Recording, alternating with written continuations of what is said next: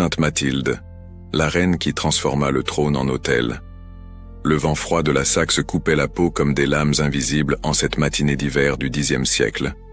Dans les murs de pierre du monastère de Hereford, où le brouillard s'enroulait comme des serpents blancs entre les tours, une jeune fille aux yeux profonds et aux mains délicates s'agenouillait dans la chapelle. Ses genoux lui faisaient mal contre le sol glacé, mais elle restait immobile, les lèvres bougeant en une prière silencieuse, tandis que le soleil levant peignait des vitraux multicolores sur son visage pâle. Personne n'aurait pu imaginer, à ce moment-là, que cet enfant frêle était destiné à porter une couronne, que ses mains habituées à tenir le rosaire et à soigner les malades tiendraient un jour le sceptre d'un royaume, que son cœur, façonné entre les murs d'un cloître et les chants grégoriens, gouvernerait non seulement un peuple, mais transformerait l'idée même de ce que signifie régner. L'Europe médiévale était un monde de contrastes brutaux. Tandis que les rois et les nobles festoyaient dans des salles éclairées par des centaines de bougies, où le vin coulait comme des rivières et la viande rôtie parfumait l'air d'arômes alléchants, des milliers de paysans mouraient de faim dans des cabanes de paille, où le froid pénétrait par les fentes et les enfants pleuraient en demandant du pain. La distance entre le palais et le caniveau était aussi grande que la distance entre le ciel et l'enfer. Et pourtant, Dieu était sur le point de jeter sur cet abîme un pont vivant, une femme qui refuserait de choisir entre le trône et l'autel, décidant plutôt de les fusionner. Mathilde est née à une époque de fer et de sang, où la chrétienté luttait encore pour s'implanter sur les terres germaniques. Les échos des anciennes croyances païennes résonnaient encore dans les forêts sombres, où des druides accomplissaient des rituels interdits et des guerriers invoquaient des dieux oubliés avant les batailles. La foi chrétienne était récente sur ces terres, fragile comme une flamme protégée du vent par des mains tremblantes. Les rois se convertissaient plus par commodité politique que par véritable conviction, et le christianisme n'était souvent qu'un mince vernis sur des coutumes brutales remontant à des temps immémoriaux. Mais il y avait des exceptions. Il y avait ceux qui comprenaient que l'Évangile n'était pas seulement une nouvelle religion pour remplacer les anciennes, mais une révolution du cœur, une transformation complète de la manière de voir le monde et le prochain. La famille de Mathilde appartenait à cette lignée rare de nobles qui prenaient la foi au sérieux, qui comprenaient que le pouvoir était une responsabilité devant Dieu, et non un droit d'opprimer les faibles. Le monastère de Hereford se dressait comme une île de paix au milieu du chaos de l'époque. Ses murs épais de pierre grise gardaient plus que des religieuses en prière. Ils gardèrent le savoir, la culture, l'art, et par-dessus tout, le souvenir vivant qu'il existe quelque chose de plus grand que les épées et les conquêtes. Là, entre les manuscrits enluminés et les chants qui résonnaient sous les voûtes de pierre, de jeunes nobles apprenaient que le vrai pouvoir n'est pas de dominer, mais de servir. La grand-mère de Mathilde, également nommée Mathilde, était l'abbesse du monastère, une femme à la présence imposante, aux cheveux grisonnants cachés sous le voile noir, aux yeux qui semblaient lire l'âme de quiconque les regardait. Elle avait des mains fortes, marquées par le travail, mais aussi par la prière constante. Quand elle parlait, sa voix portait l'autorité de celle qui connaît Dieu non seulement à travers les livres, mais à travers des décennies d'expériences personnelles, de nuits de veille, de jeûnes qui pliaient le corps mais fortifièrent l'esprit. Ce fut cette femme remarquable qui accueillit la petite Mathilde aux portes du monastère. La fillette n'avait que quelques années, mais elle montrait déjà une gravité inhabituelle pour son âge. Ce n'était pas une enfant triste ou mélancolique, au contraire, son rire était fréquent et sincère. Mais il y avait en elle une profondeur, une capacité à être émue par la souffrance d'autrui qui surprenait les adultes. Quand elle voyait un mendiant dans les rues, elle ne détournait pas le regard comme le faisaient les autres enfants nobles. Elle s'arrêtait, le regardait fixement, et ses yeux s'emplissaient de larmes. L'éducation au monastère était rigoureuse. Les jeunes filles se réveillaient avant l'aube, quand l'obscurité couvrait encore la terre comme un lourd manteau, et que seules les étoiles brillaient dans le ciel noir. La cloche sonnait, brisant le silence de la nuit, et elles se levaient de leurs lits étroits, revêtant rapidement les simples habits de laine qui grattèrent la peau. Le froid était intense. En hiver, l'eau dans les bassines gelait pendant la nuit, et se laver le visage signifiait briser la fine couche de glace avec des doigts engourdis. Mathilde ne se plaignit jamais, tandis que d'autres filles pleuraient en cachette, regrettant le confort de leur foyer noble. Elle acceptait chaque difficulté comme un cadeau. Elle comprenait, même jeune, que l'inconfort du corps pouvait être un chemin vers la liberté de l'esprit. Que lorsque le corps souffre un peu, l'âme apprend à ne pas dépendre du confort matériel, à ne pas être esclave des sensations. Les heures de prière alternaient avec les heures de travail. Les religieuses et leurs élèves cultivaient des potagers, soignaient les malades, copiaient des manuscrits, tissaient des étoffes. Mathilde se distinguait particulièrement dans le soin des malades. Il y avait une infirmerie au monastère, où étaient accueillis les pauvres et les pèlerins malades. L'odeur de cet endroit était difficile à supporter. Un mélange de blessures infectées, de corps non lavés, d'herbes médicinales et de morts imminentes. Beaucoup de jeunes filles évitèrent ce lieu, prétextant d'autres occupations. Mathilde, au contraire, demandait à y passer plus de temps. Elle lavait des plaies purulentes sans faire de grimaces, tenait les mains des mourants pendant qu'ils expiraient, chantait des chansons douces pour calmer la douleur de ceux qui souffraient. Et quelque chose d'extraordinaire se produisait. Les malades se rétablissaient plus rapidement quand c'était elle qui s'occupait d'eux. Ce n'était pas seulement sa compétence pratique, bien qu'elle apprit rapidement les propriétés des herbes et les méthodes de traitement. C'était quelque chose de plus, quelque chose que les religieuses chuchotaient entre elles. Il y avait une présence spéciale quand Mathilde priait au chevet d'un malade, comme si ses prières avaient un poids différent, une connexion plus directe avec le ciel. Mais Mathilde n'était pas que piété et prière. Elle avait un esprit vif, une intelligence pénétrante qui absorbait les connaissances avec une facilité surprenante. Elle apprenait le latin plus rapidement que les autres filles, comprenait des textes difficiles des Écritures, posait des questions qui laissaient même les prêtres visiteurs songeurs. Il y avait en elle une curiosité naturelle pour le monde, pour Dieu, pour le mystère de l'existence humaine. La nuit, quand les autres dormaient, elle restait parfois éveillée, allongée sur son étroit grabat, regardant par la petite fenêtre le ciel étoilé. Elle pensait au destin, au but de sa vie. Elle se sentait attirée par la vie religieuse, par la paix du cloître, par la possibilité de consacrer chaque instant à la contemplation divine. Elle s'imaginait passer toute son existence là, devenant une religieuse, peut-être un jour abbesse comme sa grand-mère. L'idée lui apportait du réconfort. Mais Dieu avait d'autres plans. Et ces plans commenceraient à se révéler d'une manière qu'elle n'aurait jamais pu imaginer. Quand un chevalier grand et au regard déterminé arriverait aux portes du monastère, pour parler à l'abbesse d'une affaire qui changerait tout. Un mariage arrangé qui transformerait une novice en reine. Le messager arriva un jour de printemps, lorsque les fleurs commençaient à éclore dans les jardins du monastère, et que l'air portait le parfum sucré des pommiers en fleurs. Mathilde était dans le potager, les mains sales de terre, aidant à planter des graines d'herbes médicinales. Elle avait alors 15 ans, et sa beauté commençait à se manifester d'une manière qui ne pouvait plus être ignorée. Ce n'était pas une beauté ostentatoire ou provocante, c'était quelque chose de plus subtil, une grâce dans les mouvements, une lumière dans les yeux, une sérénité sur le visage qui attirait les regards même de ceux qui essayaient de garder les yeux baissés. L'abbesse Mathilde convoqua sa petite fille pour une conversation privée. Dans le bureau austère de l'abbesse, éclairé seulement par une fenêtre étroite et quelques bougies, les deux femmes s'assirent face à face. L'aînée observa la plus jeune en silence pendant un long moment. Il y avait de la tristesse dans ses yeux, mais aussi de la détermination.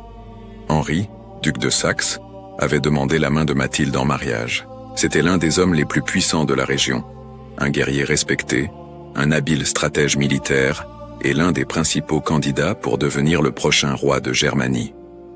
Il avait entendu parler de la jeune noble qui vivait au monastère, de sa beauté, mais surtout de sa vertu et de sa sagesse. Il ne cherchait pas seulement une épouse, il cherchait une compagne qui pourrait être à ses côtés dans la difficile tâche de gouverner, quelqu'un dont l'intégrité serait inattaquable.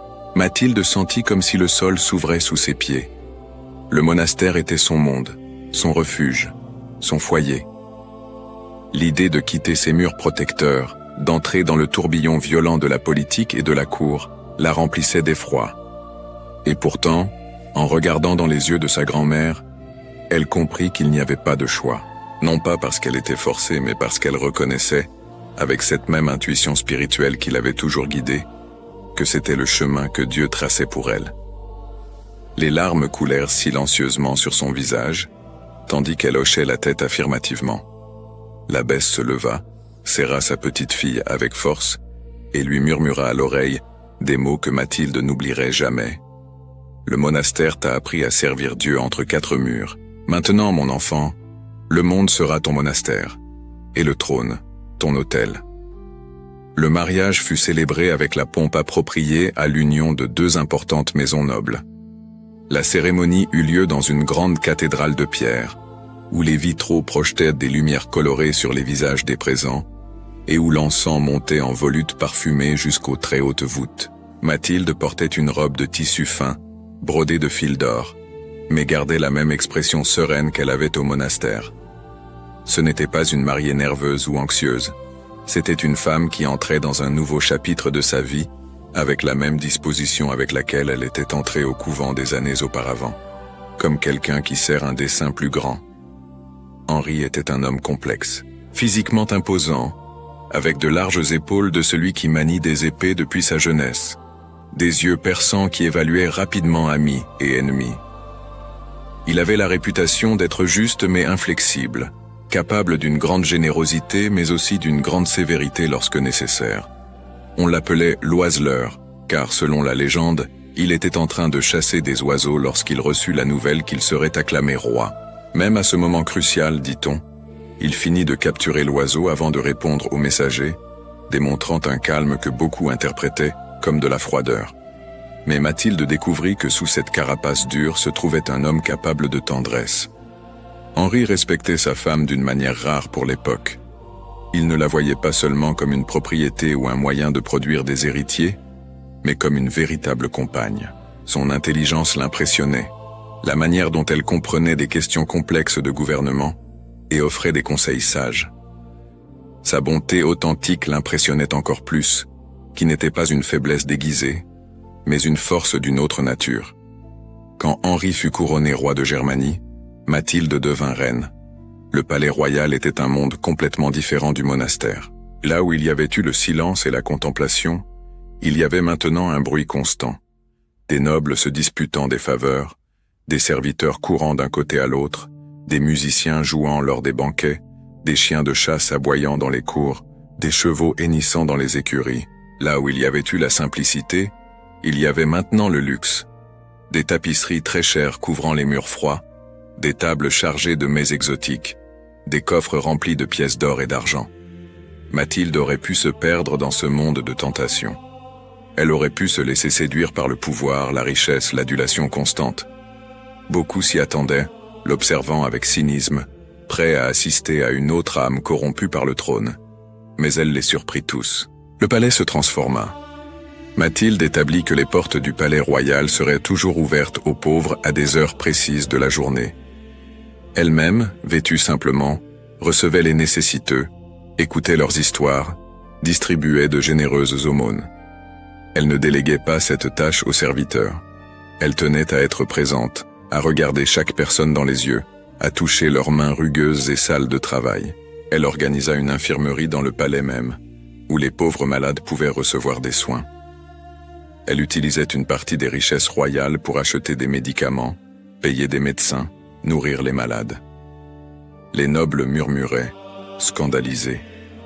Certains considéraient cela comme un affront, une inversion inacceptable de l'ordre naturel. Le palais sentait les herbes médicinales et parfois les plaies infectées, au lieu des parfums chers qui auraient dû caractériser la résidence royale. Henri, étonnamment, soutenait sa femme. Il voyait que ses actions gagnaient l'amour sincère du peuple, et un roi sage sait que l'amour du peuple vaut plus que tout l'or du monde. De plus, la présence de Mathilde adoucissait sa propre image de guerrier implacable. Ensemble, ils formaient un équilibre. Lui, l'épée qui protège. Elle, la main qui guérit. Mathilde donna naissance à 5 enfants. Chaque naissance fut célébrée par des fêtes dans le royaume. Mais pour elle, chaque enfant était plus qu'un héritier ou une pièce sur l'échiquier politique. C'était une âme confiée à ses soins, une responsabilité devant Dieu. Elle les aimait intensément, mais refusait de les gâter ou d'élever des princes capricieux et arrogants. Elle insistait pour qu'ils apprennent l'humilité, qu'ils connaissent la vie des pauvres, qu'ils comprennent que le pouvoir était pour servir, non pour opprimer. Les années de règne aux côtés d'Henri furent difficiles, mais épanouissantes. Mathilde découvrit qu'elle pouvait servir Dieu aussi bien au palais qu'au monastère, peut-être même de manière plus efficace. Chaque décision juste qu'elle influençait, chaque pauvre qu'elle nourrissait, chaque conflit qu'elle aidait à résoudre pacifiquement, était une prière en action, une façon de transformer le monde autour d'elle. Elle maintenait une routine stricte de prière personnelle. Elle se levait avant l'aube, comme au monastère, et passait les premières heures en prière silencieuse dans la chapelle du palais. Elle jeûnait régulièrement, bien qu'avec modération, car elle savait qu'elle avait besoin de force pour ses nombreuses responsabilités. Et elle cultivait une présence constante de Dieu dans tout ce qu'elle faisait, transformant même les tâches les plus banales en actes d'adoration. Mais le bonheur en ce monde est toujours temporaire, et Mathilde était sur le point d'apprendre que la souffrance la plus profonde vient souvent de ceux que nous aimons le plus. L'année 936 commença comme tant d'autres, avec l'hiver recouvrant la terre germanique de neige et de glace. Henri était fort, actif, apparemment en bonne santé malgré ses plus de 60 ans. Il planifiait de nouvelles campagnes, discutait de stratégies avec ses conseillers, montait à cheval avec la même énergie que toujours. Personne ne s'attendait à ce que ce soit sa dernière année sur Terre. La maladie arriva soudainement, comme un envahisseur silencieux qui attaque la nuit. Elle commença par des fièvres intermittentes, qu'Henri ignora avec son entêtement habituel. Puis vinrent les faiblesses, les sueurs nocturnes, la perte d'appétit. Mathilde convoqua les meilleurs médecins du royaume, mais la médecine de l'époque était limitée, plus superstition que science. Il saignait le roi, appliquait des cataplasmes malodorants, prescrivait des potions qui faisaient plus de mal que de bien. Mathilde ne quitta pas le chevet de son mari. Nuit après nuit, elle restait assise près de son lit, lui tenant la main, lui rafraîchissant le front avec des linges humides, priant sans cesse. Henri, même dans sa souffrance, la regardait avec gratitude et quelque chose qu'il avait rarement montré ouvertement, un amour profond et véritable. Dans ces derniers jours, alors que la mort étendait déjà ses mains glaciales sur lui, Henri appela Mathilde. Sa voix était faible, un murmure rauque qu'elle devait se pencher pour entendre. « Tu as fait de ce roi un homme meilleur, » dit-il. « Tu m'as appris que gouverner n'est pas seulement conquérir, mais aimer. Pardonne mes fautes, et prends soin de nos enfants. » Mathilde promit, les larmes tombant sur les mains de son mari. Henri mourut cette nuit-là en paix, avec sa femme priant à ses côtés et la lumière des bougies vacillant sur les murs de la chambre. Le deuil de Mathilde fut profond, mais ne la paralysa pas. Il y avait du travail à faire, des responsabilités à assumer. Othon, le fils aîné, fut couronné roi sous le nom d'Othon Ier. Mathilde était fière de lui, voyait en son fils le meilleur de son père combiné à la compassion qu'elle avait tenté d'enseigner. Mais le pouvoir transforme les gens de manières imprévisibles, et le nouveau roi avait des conseillers qui lui murmuraient du venin à l'oreille. Mathilde commença à distribuer encore plus généreusement sa part de l'héritage royal. Elle donnait au monastère, construisait des hôpitaux, nourrissait les orphelins et les veuves. Pour elle, ces richesses n'étaient pas les siennes. Elles étaient un prêt de Dieu qui devait être utilisé pour sa gloire et le bien des nécessiteux. Mais ses fils, Othon et Henri le Querelleur, voyant cela d'un autre œil. Les conseillers royaux, des hommes ambitieux et avides, envenimèrent la situation. Ils murmuraient au prince que leur mère dilapidait le trésor royal, que cet argent devrait être utilisé pour renforcer l'armée, construire des fortifications, financer des campagnes. Ils dépeignaient Mathilde comme une femme sénile, dominée par des prêtres manipulateurs qui la convainquaient de donner des fortunes à leurs ordres religieux. La confrontation eut lieu par une froide journée d'automne. Othon et Henri entrèrent dans la salle où Mathilde recevait des pétitionnaires pauvres. Leurs visages étaient durs, résolus. Devant tout le monde, ils accusèrent leur mère de mauvaise gestion, d'irresponsabilité, de préférer des étrangers à ses propres enfants. Les mots étaient comme des couteaux, coupant plus profondément que n'importe quelle lame physique. Mathilde écouta en silence.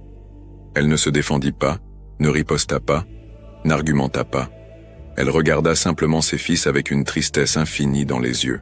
Quand ils eurent terminé, elle demanda calmement « Est-ce donc votre souhait ? Que je me retire et que je cesse de distribuer les richesses comme votre père me permettait de le faire ?» La réponse fut dure et définitive. Mathilde devait se retirer, vivre modestement, cesser ses extravagances charitables. Le trésor royal serait administré exclusivement par les nouveaux souverains. Et ainsi la reine qui avait transformé des palais en maisons de miséricorde se retrouva seule, éloignée de la cour, vivant dans une résidence modeste, avec seulement quelques serviteurs fidèles. La femme qui avait tout donné aux pauvres expérimentait maintenant elle-même la pauvreté. La mère qui avait aimé inconditionnellement était rejetée par ses propres enfants. Beaucoup s'attendèrent à ce que Mathilde réagisse avec amertume, qu'elle maudisse ses fils ingrats, qu'elle utilise son influence restante pour créer des conflits et des divisions. Mais elle les surprit à nouveau. Elle accepta tout avec une sérénité qui stupéfia ceux qui la connaissaient. Non pas parce qu'elle était indifférente ou apathique, mais parce qu'elle comprenait quelque chose de profond sur la souffrance. Dans sa nouvelle vie de réclusion, Mathilde intensifia encore plus sa vie de prière. Elle se réveillait avant l'aube et passait des heures agenouillée dans sa petite chapelle privée. Elle jeûnait rigoureusement, offrant sa souffrance physique pour la conversion de ses fils. Elle pleurait, oui, elle pleurait beaucoup, mais ses larmes n'étaient pas d'apitoiement, c'étaient des larmes d'amour pour ceux qui l'avaient blessée. Elle écrivit des lettres à ses fils, non pas accusatrices, mais pleines d'amour et de pardon. Elle leur disait qu'elle leur pardonnait complètement, qu'elle priait pour eux quotidiennement, qu'elle espérait qu'un jour ils comprendraient que les richesses terrestres sont comme de la fumée qui se dissipe, tandis que l'amour et la charité demeurent éternellement. Pendant cette période d'isolement, quelque chose d'extraordinaire se produisit. La solitude et la souffrance, au lieu d'endurcir le cœur de Mathilde, approfondirent sa vie spirituelle d'une manière qu'elle n'avait jamais expérimentée. C'était comme si Dieu l'avait emmenée au désert, comme il l'avait fait avec tant de saints avant elle, pour une rencontre plus intime, plus profonde. C'est à cette période qu'elle reçut des visions mystiques. Une nuit, alors qu'elle priait pour les âmes des défunts, en particulier pour l'âme de son défunt mari, elle eut une expérience qui allait non seulement changer sa vie, mais toucher des millions de fidèles au fil des siècles. La chapelle était sombre, éclairée seulement par la lumière tremblante de 2 bougies. Mathilde s'agenouillait devant un simple crucifix en bois. Ses prières étaient intenses, passionnées, intercédant pour les âmes du purgatoire, celles dont elle croyait qu'elles subissaient la purification nécessaire avant d'entrer en présence de Dieu. Soudain, l'atmosphère changea. Une lumière douce, mais d'une qualité différente de toute lumière naturelle, emplit la chapelle. Mathilde sentit une présence, et quand elle leva les yeux, elle vit devant elle une figure d'une beauté indescriptible. La Vierge Marie, vêtue de manteau bleu et blanc, avec un visage d'une compassion infinie. Mathilde ne pouvait plus bouger, pouvait à peine respirer. La Vierge parla et sa voix était comme une musique céleste. « Chère fille, tes prières pour les défunts sont précieuses devant Dieu. Je vais t'enseigner une prière spéciale. Chaque fois qu'elle sera récitée avec foi et amour, des âmes seront libérées du purgatoire pour la joie éternelle. » Et alors, la Vierge enseigna à Mathilde une prière spécifique qui combinait la louange à Dieu, la supplication pour la miséricorde divine et l'intercession pour les âmes souffrantes. Quand la vision prit fin, Mathilde se retrouva de nouveau seule dans la chapelle sombre, mais son cœur débordait de joie et de paix. À partir de ce jour, elle récita cette prière quotidiennement et l'enseigna aux quelques fidèles qui la cherchaient encore. La prière commença à se répandre, passant de bouche à oreille, copiée dans des manuscrits, priée par d'innombrables dévots. Et des miracles commencèrent à être rapportés. Des personnes voyant en rêve leurs parents décédés, les remerciant pour leur libération, des malades qui s'amélioraient après avoir récité la prière, des grâces inattendues qui étaient attribuées à l'intercession des âmes libérées. Mais tandis que Mathilde s'épanouissait spirituellement dans son exil, ses fils commençaient à expérimenter les fruits amers de leurs décisions.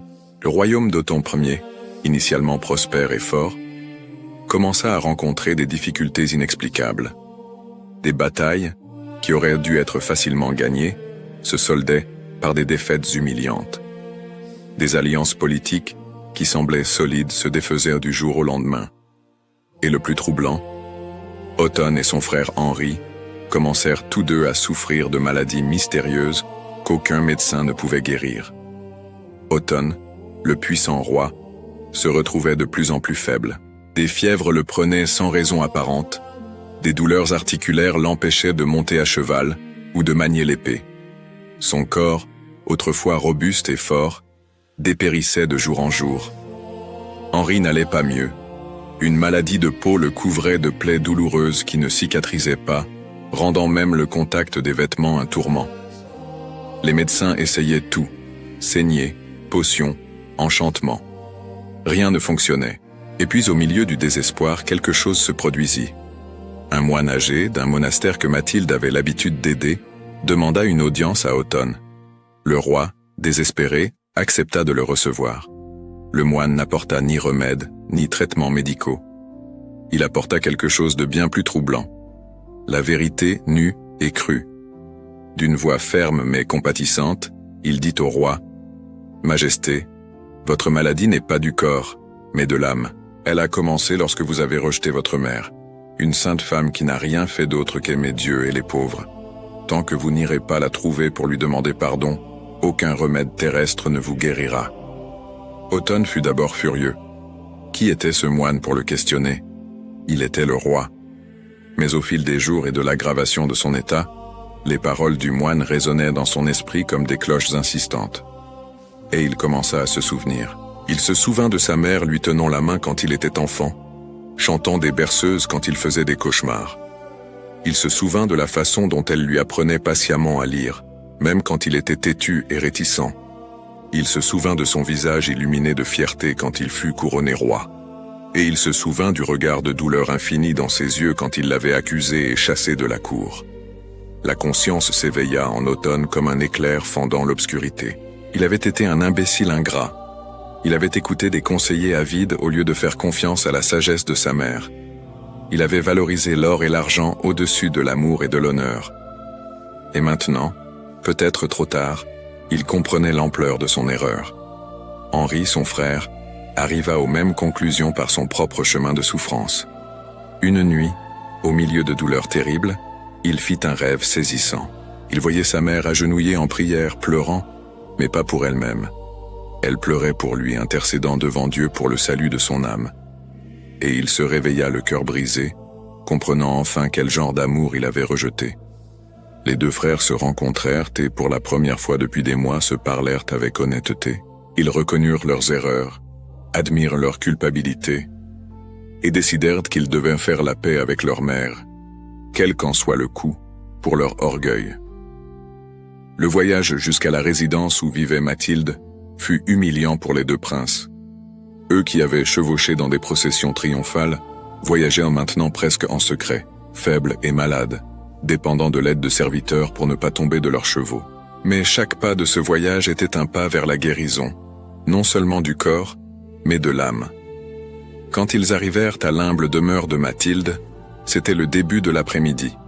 Le soleil projetait de longues ombres dans le jardin, où elle cultivait des herbes médicinales. Elle était agenouillée, travaillant la terre de ses propres mains, comme elle le faisait jeune au monastère. Elle portait des vêtements simples, presque de paysanne. Son visage montrait les signes de l'âge et de la souffrance, mais il y avait en lui une paix qui semblait venir d'une autre dimension. Quand elle leva les yeux et vit ses fils, Mathilde laissa tomber la petite pelle qu'elle tenait. Pendant un instant, elle resta immobile, comme si elle ne pouvait croire ce qu'elle voyait. Puis, lentement, elle se leva, essuya ses mains sales de terre sur son tablier et commença à marcher vers eux. Othon et Henri descendirent de leurs chevaux avec difficulté. Quand ils furent face à leur mère, ils tombèrent tous deux à genoux. Les larmes coulaient librement sur leurs visages marqués par la maladie et le remords. « Mère », parvint à dire Othon, la voix brisée par l'émotion. « Pardonnez-nous. Nous avons été stupides, ingrats, cruels. Nous ne méritons pas votre pardon, mais nous vous en implorons. » Il ne put terminer. Mathilde s'était déjà agenouillée aussi, serrant ses deux fils contre sa poitrine, pleurant également, mais pleurant de joie. « mes enfants bien-aimés », murmurait-elle à plusieurs reprises. « Il n'y a rien à pardonner. Je vous ai toujours aimé, j'ai toujours prié pour vous, j'ai toujours su que ce jour viendrait. » Là, Dans ce jardin humble, eut lieu l'une des plus belles réconciliations de l'histoire chrétienne. Il n'y eut ni accusation, ni récrimination. Seulement un amour inconditionnel, un pardon absolu, et la joie d'une famille réunie. Mathilde insista pour que ses fils restent chez elle afin qu'elle puisse s'occuper d'eux. Et quelque chose d'extraordinaire se produisit, sous ses soins, en appliquant les mêmes herbes qu'elle cultivait dans le jardin et, surtout, en les enveloppant de prières constantes, les deux commencèrent à guérir. Les fièvres d'automne diminuèrent progressivement jusqu'à disparaître. Les plaies d'Henri commencèrent à cicatriser, ne laissant que de petites marques. Les médecins de la cour, quand ils l'apprirent, furent perplexes. Ils appelèrent cela un miracle, et peut-être avaient-ils raison. Mais Mathilde savait que le vrai miracle n'était pas la guérison des corps, mais la guérison des âmes. Ses fils étaient revenus non seulement physiquement, mais spirituellement. Pendant les semaines qu'ils passèrent avec elle, Otton et Henri redécouvrirent qui était vraiment leur mère. Ils virent sa routine de prière avant l'aube, son attention aux pauvres qui venaient encore demander son aide, son humilité authentique, qui n'était pas de la fausse modestie, mais une véritable compréhension que tout vient de Dieu et doit lui retourner. Quand ils furent guéris et qu'il fut temps de retourner à la cour, les fils supplièrent Mathilde de revenir avec eux. Ils proposèrent de restaurer tous ses honneurs, de lui rendre toutes ses richesses, de lui donner la position qu'elle désirerait. Mais Mathilde refusa gentiment. Sa vie était maintenant différente. Elle avait découvert une liberté dans la simplicité, une proximité avec Dieu dans l'humilité, qu'elle ne voulait échanger même contre le trône le plus élevé.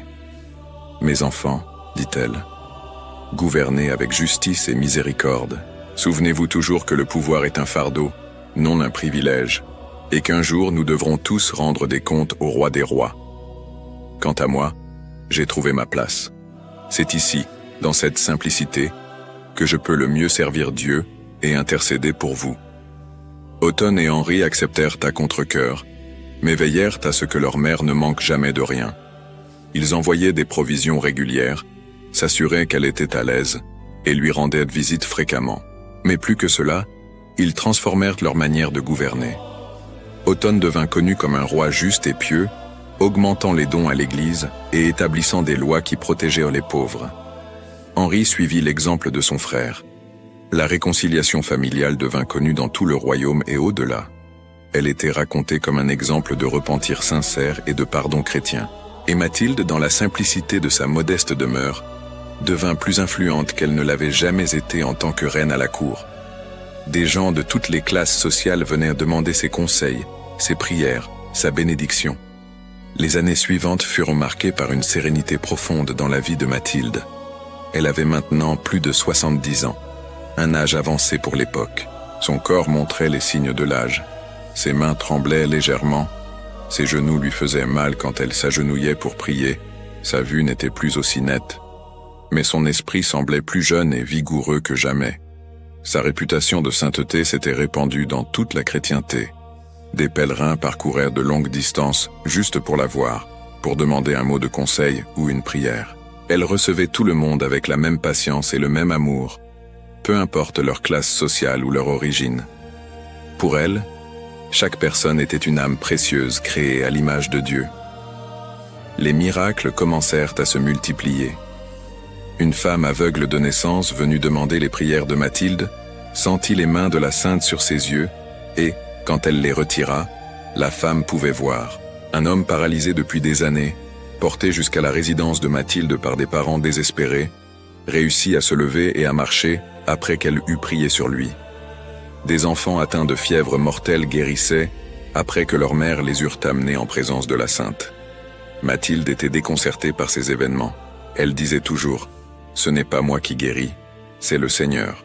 Je ne fais que prier. » Et lui, dans son infinie miséricorde, entend les prières d'une vieille pécheresse. Son humilité était authentique, pas une posture calculée. Elle ne se voyait vraiment pas comme une sainte, mais comme une servante imparfaite, essayant de faire de son mieux. Une histoire particulièrement émouvante devint célèbre. Un noble avait été condamné à mort pour un crime qu'il n'avait pas commis. Il était victime d'une conspiration politique, mais toutes les preuves fabriquées l'accusaient. La veille de son exécution, désespéré, il invoqua le nom de Sainte Mathilde, car c'est ainsi que beaucoup l'appelaient déjà, même de son vivant. Cette nuit-là, le juge qui avait présidé le procès fit un rêve troublant. Il voyait Mathilde devant lui, non pas en l'accusant ou en le menaçant, mais en le regardant simplement avec des yeux tristes et en lui demandant « Est-ce ainsi que tu sers la justice, en condamnant un innocent ?» Le juge se réveilla en sueur froide et mu par quelque chose qu'il ne pouvait expliquer, décida de réexaminer l'affaire. Il découvrit des incohérences qu'il avait ignorées auparavant et en approfondissant, il déjoua la conspiration. L'homme fut libéré quelques heures avant l'exécution. Quand l'homme sauvé vint remercier Mathilde, elle dit seulement « Remercie Dieu, mon fils. Il est le vrai juge, qui voit toutes choses. » Mathilde se consacra aussi intensément à la prière pour les âmes du purgatoire. La prière que la Vierge lui avait enseignée dans sa vision était devenue sa compagne constante. Elle la récitait des dizaines de fois par jour, intercédant pour ceux qui avaient déjà quitté cette vie. Et beaucoup de gens rapportaient avoir des rêves dans lesquels leurs parents décédés apparaissaient, disant que les prières de Mathilde les avaient libérés de leurs souffrances temporaires. La dévotion pour les âmes du purgatoire que Mathilde promut laisserait une marque permanente dans la spiritualité chrétienne. Des milliers de fidèles, inspirés par son exemple, commencèrent à prier régulièrement pour les morts, comprenant que même après la mort, nous pouvons nous entraider par la communion des saints. Mais le temps de Mathilde sur terre touchait à sa fin. Au début de mars 968, elle sentit que son départ était proche. Ce n'était pas un sentiment de peur, mais d'attente joyeuse, comme quelqu'un qui est sur le point de rentrer à la maison après un long voyage. Elle fit appeler ses fils et d'autres parents proches. Quand tous furent réunis, elle leur parla. Sa voix était faible, mais claire. Elle donna des conseils finaux sur la foi, l'espérance et la charité.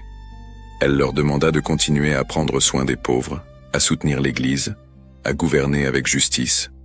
Et par-dessus tout, de ne jamais oublier que cette vie n'est qu'un passage et que la vraie demeure est auprès de Dieu. « Ne pleurez pas pour moi, dit-elle, voyant les larmes sur leur visage.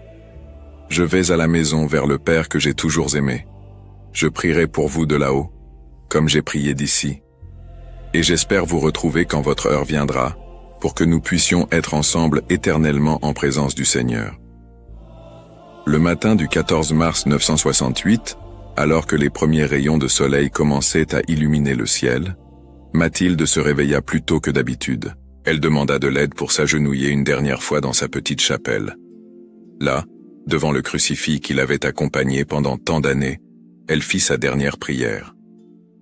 Ceux qui étaient présents diront plus tard que son visage brillait d'une douce lumière, qu'il y avait un parfum inexplicable de rose dans l'air bien qu'il n'y eût pas de fleurs à proximité, et qu'ils entendirent, comme un chœur lointain de voix angéliques. Mathilde murmura ces dernières paroles. « Entre tes mains, Seigneur, je remets mon esprit. » Et puis, avec un doux soupir, elle partit. Le corps de Mathilde conserva une expression de paix profonde. Il n'y avait ni rigidité, ni signe de souffrance. On aurait dit qu'elle dormait simplement. Et quelque chose d'extraordinaire se produisit. Son corps ne montra aucun signe de décomposition les jours suivants, restant souple et exhalant ce doux parfum de rose. La nouvelle de sa mort se répandit rapidement. De tous les coins du royaume et des royaumes voisins, les gens vinrent lui rendre un dernier hommage. Pauvres et riches, nobles et paysans, tous pleuraient la perte de celle qui avait été une mère spirituelle pour tant de gens. Les funérailles furent une occasion de douleur, mais aussi de célébration. Douleur pour la perte d'une présence si aimée, mais célébration pour une vie bien vécue, pour une âme qui était certainement maintenant en présence de Dieu. Mathilde fut inhumée au monastère de Quedlinbourg, qu'elle avait elle-même aidé à fonder. Sa tombe devint rapidement un lieu de pèlerinage, et les miracles ne s'arrêtèrent pas avec sa mort. En fait, ils se multiplièrent. Les miracles attribués à l'intercession de Sainte Mathilde après sa mort sont trop nombreux pour être tous comptés, mais certains se distinguent par leur nature extraordinaire et le nombre de témoins. Une femme stérile, qui désirait désespérément avoir des enfants, visita la tombe de Mathilde et pria en larmes en demandant son intercession.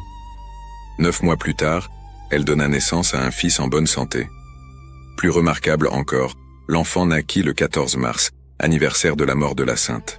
Un soldat blessé au combat, avec une lance transperçant son abdomen et déclarée perdue par les médecins, fut porté par ses compagnons jusqu'à la tombe de la sainte. Là, pendant qu'il priait, la lance put être retirée sans provoquer d'hémorragie fatale, et la blessure cicatrisa avec une rapidité surprenante. Des personnes possédées par des esprits malins étaient amenées à la tombe et s'y libéraient, les démons criant qu'ils ne pouvaient supporter la présence de la sainte. Mais peut-être que les miracles les plus nombreux étaient les moins spectaculaires, mais non moins réels. Conversion de pécheurs, réconciliation d'ennemis, paix intérieure accordée à des âmes tourmentées.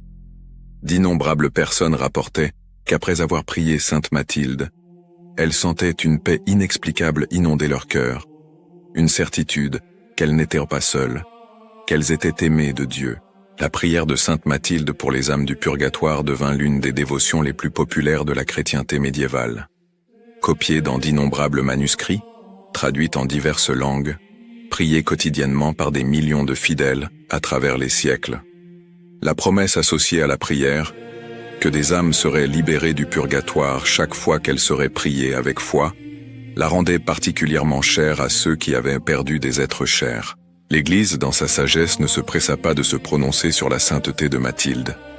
Elle observa pendant des années, des décennies même, enquêtant soigneusement sur les récits de miracles, examinant les écrits sur sa vie, interrogeant des témoins. Mais finalement, les preuves devinrent impossibles à ignorer.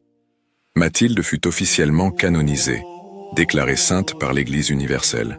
Son jour de fête fut établi le 14 mars, le jour de sa mort, ou comme l'Église préfère l'appeler, sa naissance au ciel. Ce jour-là, à travers le monde chrétien, des messes spéciales sont célébrées en son honneur, sa vie est commémorée, ses vertus sont proposées en exemple. Sainte Mathilde devint la patronne de diverses causes. Elle est invoquée par les familles en conflit, car elle a connu la douleur de la division familiale et la joie de la réconciliation. Elle est la patronne des veuves, car elle a vécu l'expérience de la perte de son conjoint et a montré que la vie peut continuer avec un but même après une telle douleur. Elle est la protectrice des gouvernants, leur rappelant que le pouvoir doit être exercé avec justice et miséricorde. Et surtout, elle est l'intercesseur pour les âmes du purgatoire, continuant au ciel le ministère qu'elle avait commencé sur terre. Des églises lui furent dédiées dans toute l'Europe. Des artistes peignirent son image. Ils la représentaient généralement vêtue en reine, mais avec des symboles d'humilité et de charité, parfois tenant une bourse d'aumône, d'autres fois avec une maquette d'église dans les mains, représentant les temples qu'elle aida à construire. Ses biographes écrivirent abondamment sur sa vie, mais tous s'accordaient sur un point.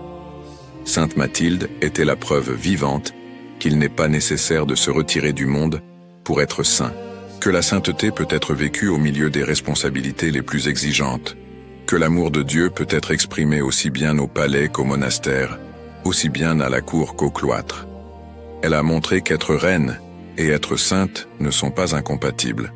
En fait, que le pouvoir, lorsqu'il est exercé avec amour pour Dieu et pour le prochain, devient un moyen puissant de transformation sociale. Combien de pauvres ont été nourris par sa générosité? Combien de malades ont été guéris dans ses infirmeries? Combien d'injustices ont été corrigées par son influence auprès du roi? Et plus encore, combien d'âmes ont été sauvées par ses prières? Combien de pécheurs se sont convertis inspirés par son exemple? Combien de familles se sont réconciliées en suivant son modèle de pardon inconditionnel? L'héritage de Sainte Mathilde a transcendé son époque et son royaume. Il est devenu le patrimoine de toute l'Église, une inspiration pour les chrétiens de toutes les générations. Les mères trouvaient en elle le modèle de comment élever des enfants dans la foi même dans des circonstances difficiles. Les épouses voyaient en elle l'exemple de la fidélité et de l'amour conjugal. Les dirigeants apprenaient d'elle que l'autorité sans compassion est de la tyrannie. En temps de guerre et de conflit, son histoire rappelait que la réconciliation est toujours possible, que le pardon a le pouvoir de guérir des blessures qui semblent incurables. En temps de matérialisme et d'avidité, sa vie témoignait que les vraies richesses ne s'accumulent pas dans des coffres d'or, mais dans les trésors du ciel conquis par la charité. La dévotion aux âmes du purgatoire qu'elle a promues a eu un impact durable sur la spiritualité catholique. Elle rappelait aux vivants que la mort ne rompt pas les liens d'amour, que nous pouvons continuer à aider nos êtres chers par la prière, qu'il existe une communion réelle entre les saints au ciel, les âmes au purgatoire, et les fidèles encore pèlerins sur terre. Plus de 1000 ans se sont écoulés depuis que Mathilde a marché sur cette terre. Des empires qui semblaient éternels sont tombés en poussière. Des dynasties qui se croyaient invincibles ont disparu sans laisser de traces. Des richesses accumulées par des rois puissants se sont dispersées comme de la fumée au vent. Mais le souvenir de Sainte Mathilde reste vivant, plus vibrant aujourd'hui qu'à de nombreux moments du passé. Comment est-ce possible? Comment une femme qui a vécu il y a plus d'un millénaire continue-t-elle de toucher les cœurs, d'inspirer des vies, d'opérer des miracles? La réponse réside dans la nature de ce qu'elle fut et de ce qu'elle représente. On ne se souvient pas de Sainte Mathilde pour avoir conquis des territoires, accumulé des trésors ou vaincu des ennemis au combat. On se souvient d'elle parce qu'elle a aimé quand il aurait été plus facile de haïr, parce qu'elle a pardonné quand le monde attendait la vengeance, parce qu'elle a servi quand elle aurait pu exiger d'être servie, parce qu'elle a choisi Dieu quand le monde offrait tous ses plaisirs. Sa vie a été une démonstration pratique de l'Évangile. Elle n'a pas seulement prêché sur l'amour du prochain, elle a nourri les affamés de ses propres mains. Elle n'a pas seulement parlé de pardon, elle a embrassé les enfants qui l'avaient rejetés et leur a pardonné complètement. Elle n'a pas seulement enseigné sur l'humilité, elle a volontairement échangé les luxes du palais contre la simplicité d'une vie retirée. Et c'est pourquoi son histoire reste pertinente. À chaque époque, à chaque génération, il y a des gens confrontés aux mêmes dilemmes fondamentaux que Mathilde a affrontés. Comment équilibrer pouvoir et principe? Comment pardonner des blessures profondes? Comment garder la foi quand tout semble s'effondrer? Comment vivre avec intégrité dans un monde corrompu? Sainte Mathilde offre des réponses non pas à travers des théories abstraites, mais à travers le témoignage concret d'une vie pleinement vécue. Elle nous dit qu'il est possible d'être saint sans fuir le monde, qu'il est possible de transformer des environnements corrompus par la présence silencieuse mais ferme de la vertu, qu'il est possible d'aimer inconditionnellement, même quand cet amour n'est pas réciproque. Pour les femmes en particulier, Sainte Mathilde est un symbole puissant. À une époque où les femmes avaient peu de voix ou de pouvoir, elle a exercé une influence extraordinaire, non pas par la manipulation ou la séduction, mais par la force morale de son caractère. Elle a montré que la vraie force n'est pas de dominer, mais de servir, que le vrai pouvoir n'est pas de subjuguer, mais d'aimer.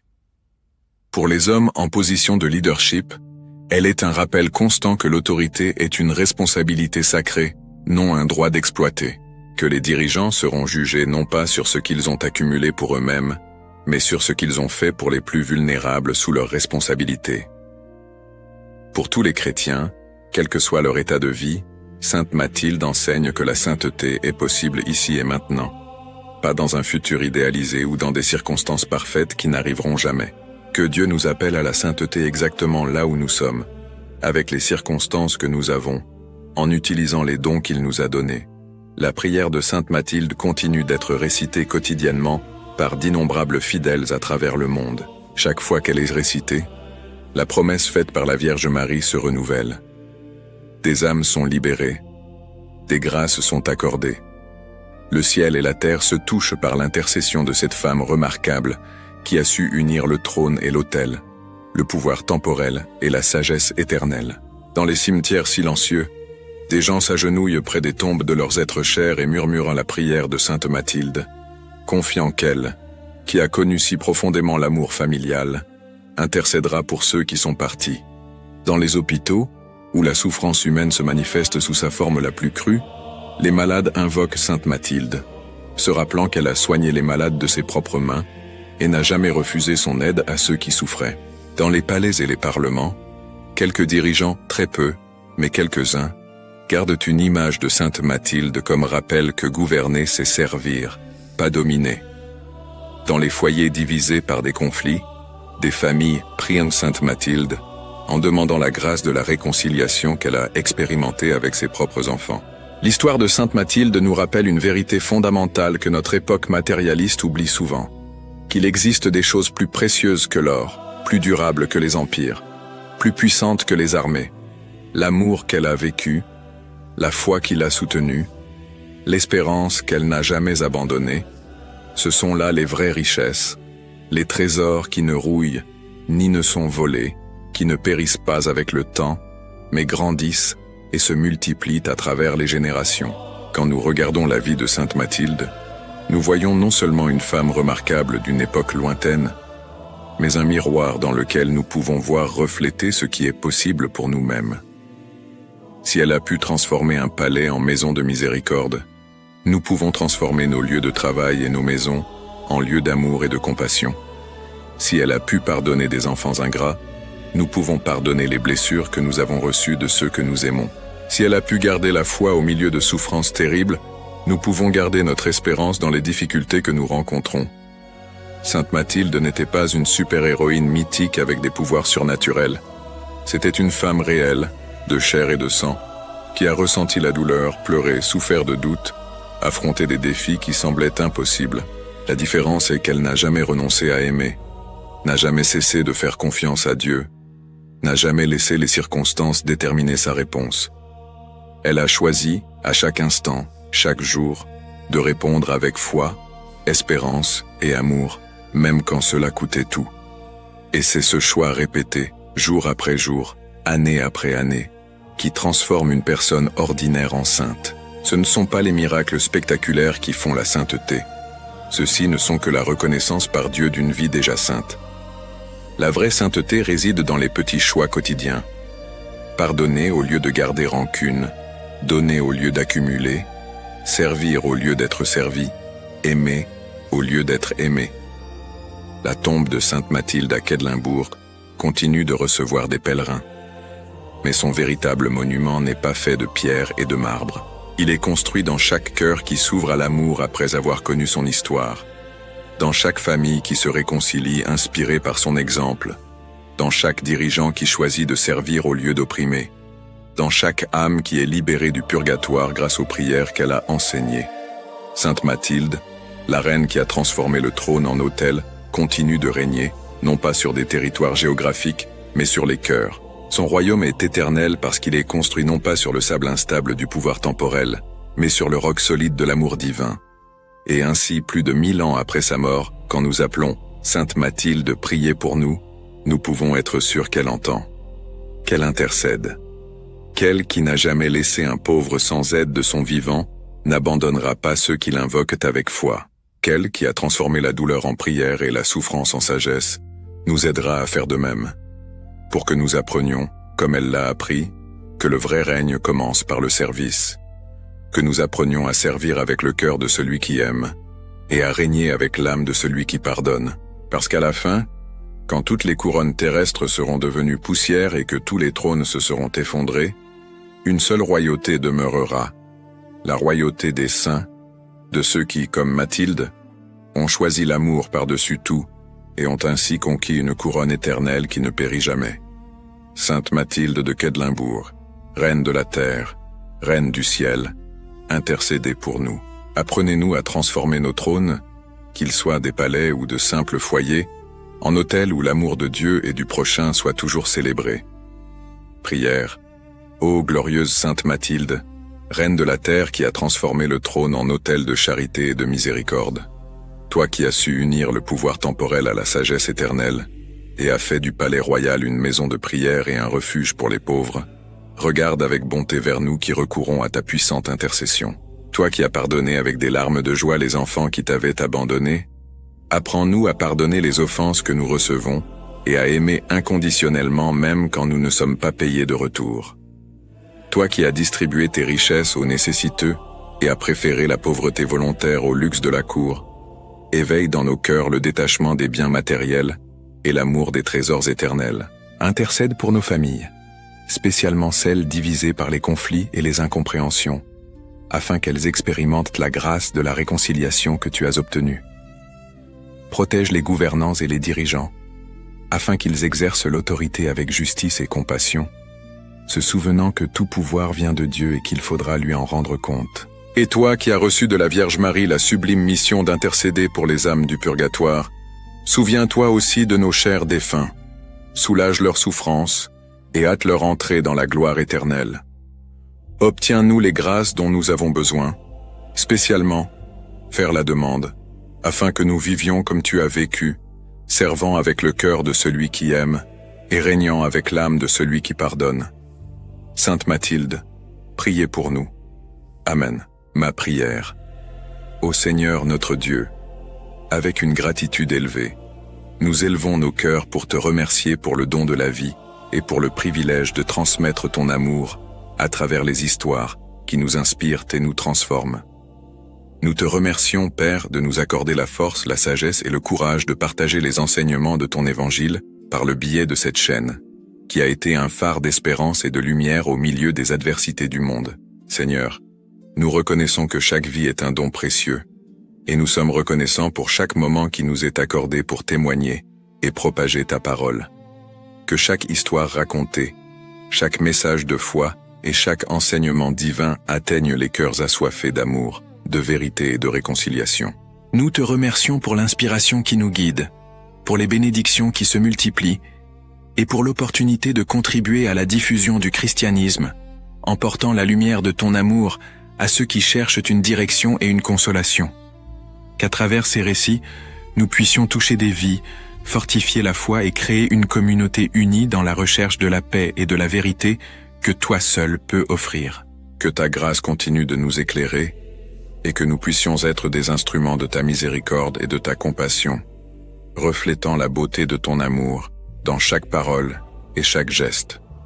Au nom de Jésus, notre Sauveur, nous te remercions de nous permettre de participer à cette mission sacrée. Amen. Le voyage à travers la vie de Sainte Mathilde touche à sa fin, mais son héritage reste vivant, résonnant à travers les siècles comme un témoignage puissant que la sainteté n'est pas réservée uniquement aux cloîtres et aux monastères, mais peut s'épanouir partout où il y a un cœur disposé à aimer sans mesure. L'histoire de cette reine extraordinaire nous enseigne que le vrai pouvoir ne consiste pas à accumuler des richesses ou à dominer des territoires, mais à servir les plus nécessiteux avec une compassion authentique et à pardonner avec la générosité de celui qui comprend l'amour infini de Dieu. Mathilde a transformé le palais royal en maison de miséricorde, a prouvé qu'il est possible d'utiliser l'autorité pour élever les pauvres au lieu de les opprimer, et a démontré que le pardon a le pouvoir de guérir même les blessures les plus profondes de l'âme. Sa vie a été un pont entre le ciel et la terre, unissant la noblesse temporelle à la royauté spirituelle, montrant qu'il n'y a aucune contradiction entre gouverner un royaume et servir le roi des rois. Combien de fois nous trouvons-nous face à des situations similaires à celles que Sainte Mathilde a affrontées? Des moments où nous sommes tentés de garder rancune au lieu de pardonner, d'accumuler au lieu de partager, de chercher le pouvoir au lieu de servir. L'histoire de cette sainte nous rappelle que chaque choix compte, que chaque acte d'amour, aussi petit qu'il puisse paraître, résonne dans l'éternité et construit un héritage qu'aucune richesse terrestre ne peut acheter. L'exemple de Sainte Mathilde est particulièrement pertinent de nos jours, alors que le monde semble de plus en plus divisé, que les familles se fragmentent à cause de conflits, que les dirigeants oublient que gouverner c'est servir, et non dominer. Elle nous montre que la réconciliation est toujours possible, que l'amour inconditionnel a un pouvoir transformateur, et que la véritable grandeur consiste à utiliser ce que nous avons, que ce soit beaucoup ou peu, pour faire une différence dans la vie des autres. La prière de Sainte Mathilde pour les âmes du purgatoire reste un cadeau précieux pour nous tous qui portons dans notre cœur le souvenir de ceux qui sont partis. À travers cette dévotion, nous maintenons vivante la communion avec nos êtres chers, nous rappelant que la mort ne rompt pas les liens de l'amour, elle ne fait que les transformer. Chaque fois que nous prions pour eux, nous participons au mystère de la communion des saints, unissant notre voix à celle de Sainte Mathilde dans une intercession puissante qui traverse le voile entre le visible et l'invisible. Si cette histoire a touché votre cœur, si vous avez senti quelque chose bouger en vous en découvrant le parcours de Sainte Mathilde, ne gardez pas cela pour vous. La chaîne Histoire sacrée. La vie des saints a besoin du soutien de chaque personne qui valorise ces témoignages de foi, de courage et d'amour. Abonnez-vous à la chaîne pour ne manquer aucune histoire inspirante des saints qui ont transformé le monde par leurs vies extraordinaires. Laissez un like sur cette vidéo, car cela aide à faire connaître ces histoires sacrées à plus de personnes qui cherchent également l'inspiration, l'espérance et des exemples concrets de comment vivre la foi au quotidien. Partagez ce contenu avec vos amis, votre famille et sur vos réseaux sociaux. car quelqu'un que vous connaissez pourrait avoir besoin exactement de ce message de pardon, de réconciliation et d'amour inconditionnel que Sainte Mathilde nous enseigne. Activez la cloche des notifications pour être averti chaque fois qu'une nouvelle histoire est publiée, et ainsi faire partie de cette communauté qui valorise le sacré, qui cherche à connaître plus profondément ceux qui nous ont précédés sur le chemin de la sainteté, et qui souhaite appliquer ces enseignements dans sa propre vie. Et maintenant, une question pour réfléchir et pour que vous partagiez dans les commentaires. Quel aspect de la vie de Sainte Mathilde a le plus touché votre cœur? Sa capacité à pardonner les enfants qui l'ont rejetée, sa générosité infatigable envers les pauvres, ou son dévouement à intercéder pour les âmes du purgatoire. Racontez-nous comment son histoire peut inspirer une situation que vous vivez actuellement. L'équipe de la chaîne aime lire chaque commentaire, chaque témoignage, chaque réflexion que les abonnés partagent. Vos mots non seulement enrichissent la communauté, mais encouragent aussi d'autres personnes qui peuvent traverser des difficultés similaires. N'hésitez pas à participer à cette conversation. Votre voix est importante, et votre témoignage peut être exactement ce que quelqu'un a besoin d'entendre aujourd'hui. Et avant de partir, n'oubliez pas de regarder l'une des vidéos qui apparaît ici en haut de l'écran, choisie spécialement pour vous afin de continuer ce parcours de foi et de connaissance. Chaque saint a une histoire unique. Chaque vie est un univers de grâce et de miracles. Et plus nous connaissons ces exemples lumineux, plus nous avons d'outils pour affronter nos propres défis. Que Sainte Mathilde intercède pour chaque personne qui a regardé cette vidéo, pour vos familles, pour vos besoins, pour vos rêves et vos difficultés. Qu'elle, qui a transformé le trône en autel, nous apprenne à transformer nos propres vies en offrandes agréables à Dieu. Puissions-nous servir avec le cœur de celui qui aime et régner avec l'âme de celui qui pardonne. À la prochaine histoire sacrée. Que Dieu vous bénisse tous richement.